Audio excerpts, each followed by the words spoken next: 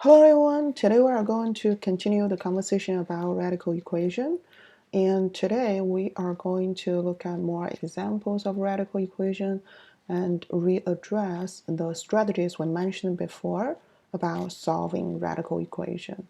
So as I mentioned yesterday, we had one more question at the end of the video, and I asked you all to solve this question. So I just want to review this answer here.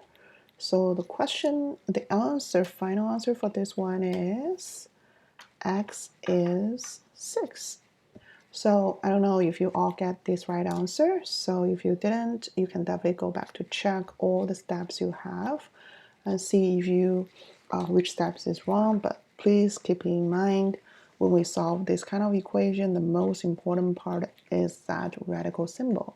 We need to work around with it, get rid of this, and then just solve like a regular equation. So what we are going to do is we will work on the same kind of equation, but a little bit different. So let's check the first example. As you can see, the only difference probably some students are going to notice is we are looking at still radical symbol, but we have x squared under radical symbol. So as we mentioned before, if I have radical symbol isolated by itself, then I can just get rid of radical symbol here. So what I'm going to do is I'm going to square both sides of the equation. Remember, whatever you need to do for the one side, you need to do exactly the same thing for the other side. That's called balancing the two sides of the equation. So as we do that, I'm going to get rid of the radical symbol. There's no more radical symbol, and 5 squared is 5 times 5, which is 25. So all we need to do, this is actually recall the bell. That's why I actually put this kind of equation in this unit, is quadratic equation. You see the x squared part. So whenever we solve this, do not forget we need to get a 0. So I'm going to subtract 25. This is also canceled. So the rest part is writing is a little bit off now. So since I have two terms here, x squared minus 10x, so I know I can factor. So some students already recall we did work on this kind of equation before, right? So they both have x. I'm going to take x out of this. So x equal to 0, or x minus 10 equal to 0. That's zero product property. So all I need to do, just like solve regular equation, then x equal to 10. So now I have two solutions. Again, it's always safe to go back to check the answer here. So let's just quickly check the solution. Let's use a different color. So I have two solutions here. So when x equals 0, it is 0 squared minus 10 times 0 plus 25. Let's check is that equal 5. So 0, everything is 0, is only 25 left. And yes, 5 equal 5. So let's check another one. It's 10. 10 again, let's do that. So 10 squared minus 10 times 10 is going to be 25. Let's see if this is equal to 5. So 10 squared is 10 times 10. And minus 10 times 10, so it's cancel. Again, it's 20. So let's check. So now we proved this is our right solution. So this is our final answer. We have two solutions, x equal to 10 or x equal to 0. Now let's check the very last example.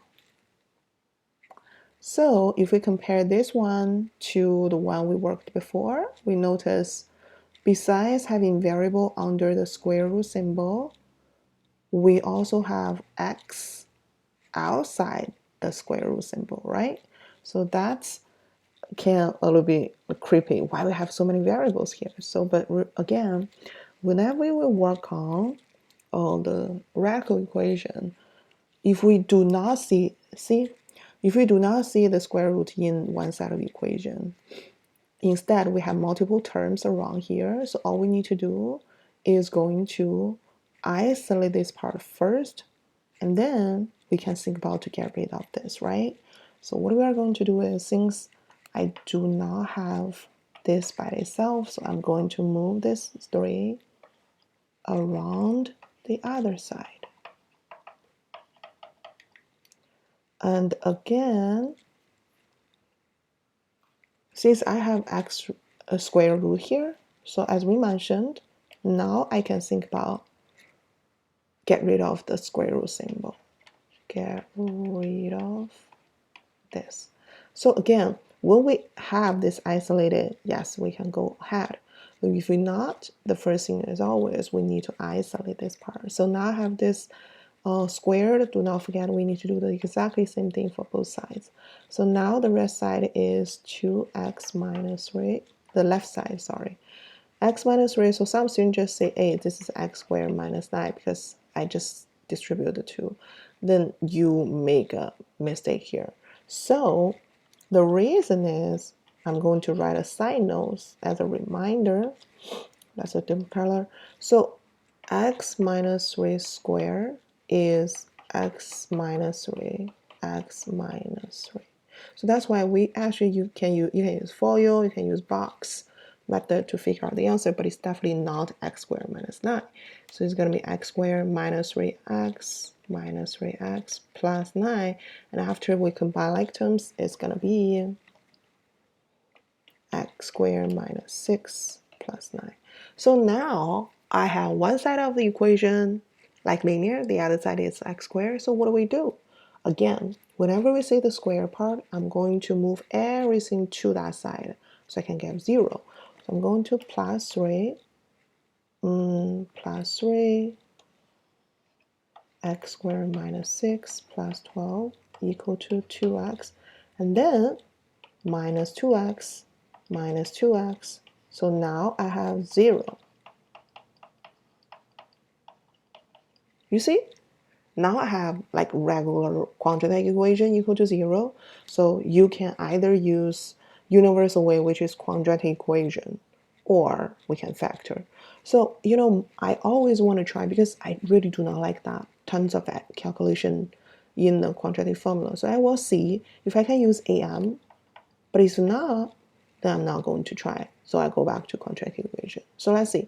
I need to work on to find the two numbers. Multiply to get 12. You add them to get -8. Some number can make it happen. Yes, you're right. -2, -6. Someone say, can I try 2, 6? You can try, but remember we need to add it to -8. So it's not going to work.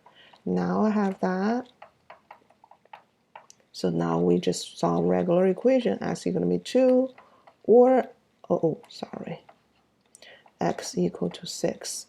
Now, check. So first thing, let's check x equal to 2. So when we plug 2, so it's going to be 2 times 2 minus 3 plus 3. Let's see if that equal to 2. 2 times 2, 4. 4 minus 3 is 1. Square root of 1 is 1. 1 plus 3. It is not 2. So that means x equal to 2 is not solution. Later I'm going to tell you what happened here. X equal to 6. 2 times 6. 2 times 6 is 12. 12 minus 3 is 9. Oh, this is going to be 6, because remember, x equal to 6 here. Sorry. I'm plugging into 6. So let's see if this is equal to 6. 2 times 6 is 9. 9 minus 3 is, 2 times 6 is 12. 12 minus 3 is 9. Regular 9 is 3. So 3 plus 3 equal to 6. Check. So some student might say, hey, Miss Ma, did you make a mistake? Something wrong here? So actually, there's no mistake in our solution. When we square both equations, remember, the negative number cannot work in this kind of situation. So when you square it, you kind of eliminate that situation. So some extra solution happened at the end. then we have a name for this kind of solution. Please make sure you write it down in your notebook. Let's write a blue color. This kind of solution is called extraneous solution.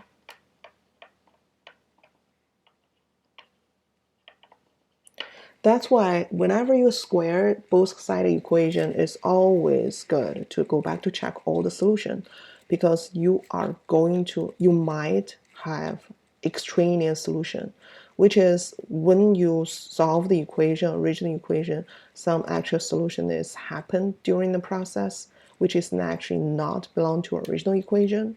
That's why it is called extraneous solution. So please make sure you write down these words in your notebook, because you will see a lot in the future when we see more kind of equation.